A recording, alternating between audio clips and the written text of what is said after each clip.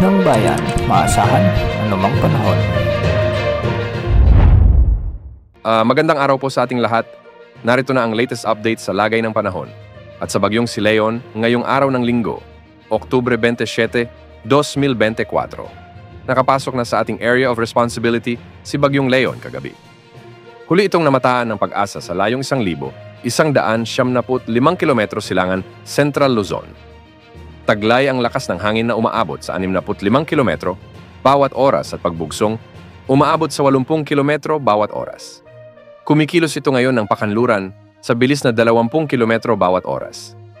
Base sa forecast track nito, mapapanatili nito ang kanyang kilos na pakanluran at lakas na tropical storm hanggang bukas ng umaga bago ito bahagyang kikilos ng hilagang kanluran bilang severe tropical storm sa hapon o gabi ng Lunes.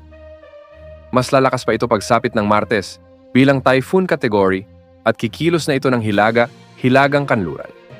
Dahil sa maganda ang temperatura ng karagatang dadaanan nito ngayon, posible na magkaroon ito ng rapid intensification at mas lalakas pa sa mga susunod na araw. Posible itong maglandfall sa bahagi ng Ryukyu Island sa southern Japan bago makalabas ng ating area of responsibility sa araw ng Biyernes o Sabado. Dahil nga sa medyo malawak muli ang kaulapan at diameter ng Bagyong Leon, bahagya itong lalapit sa silangan ng Northern Luzon pagsapit ng Miyerkules at inaasahang makakaapekto na ang outer rain bands nito sa extreme Northern Luzon at posible sa ilang bahagi pa ng Northern Luzon at Bicol region. Posible ring itaas ang Tropical Cyclone Wind Signal number 1 sa ilang bahagi ng Eastern Visayas at Bicol region sa mga susunod na oras o araw.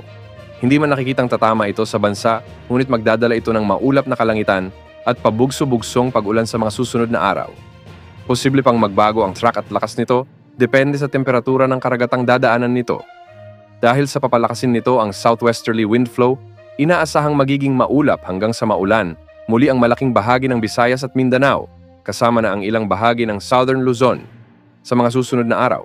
Ngunit sa ngayon, dahil sa unti-unting paglakas ng southwesterly wind flow o ang hangin mula timog kanluran, magiging maulap na may mga kalat-kalat na pag-ulan na sa Western Visayas, Negros Island region, Zamboanga Peninsula, Bangsamoro region, Occidental Mindoro at Palawan.